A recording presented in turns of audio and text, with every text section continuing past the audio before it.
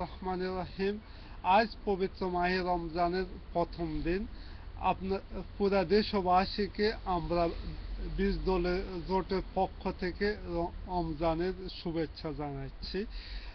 আমরা রমজানের উপলক্ষে পবিত্র মাহে রমজান উপলক্ষে আমরা আমাদের সম্পূর্ণ আন্দোলন থেকে সবকিছু এত নির্যাতন সয়েও সবকিছু বন্ধ রেখেছিলাম, কিন্তু তা আজ সম্ভব হচ্ছে না। সম্মানিত দেশবাসী, আজকে আমাদের নেতৃবৃন্দদেরকে হামলা মামলা সবকিছু করতেছে। নাস্তিকদের কাজ হয়েছে যে তারা যখন আমাদের ঘুমন্ত অবস্থায় মানে আমরা যখন পবিত্র মাহে রমজান উপলক্ষে আমরা আন্দোলন বন্ধ করে দিয়েছি, এই ফাঁকে আমাদের নেতৃবৃন্দদেরকে হামলা মামলা সবকিছু করতেছে। অনেককে যুদ্ধ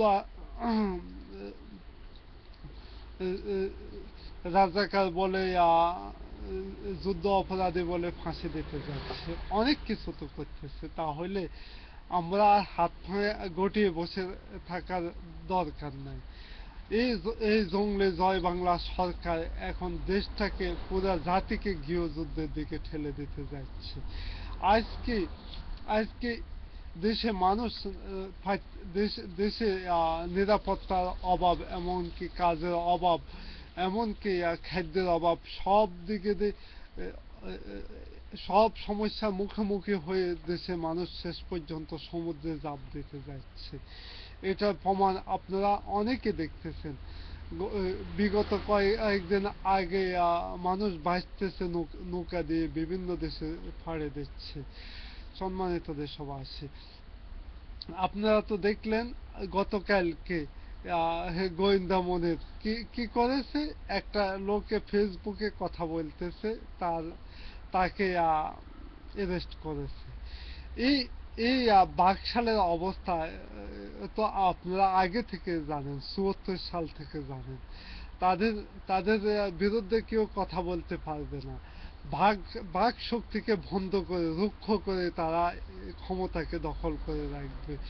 এটা হচ্ছে যে বাকশালীদের সংবিধান। সম্মানিত দেশবাসী, আপনারা তো আপনারা তো এখন দেখতেছেন কি করতেছে তারা। তারা যাই করতেছে, আপনারা শুধু ছাতক পাখির মতো চুপে চুপে তাকিয়ে থাকবেন। তাদের বিরুদ্ধে কোনো কিছু করতে পারবেন না, বলতে পারবেন না।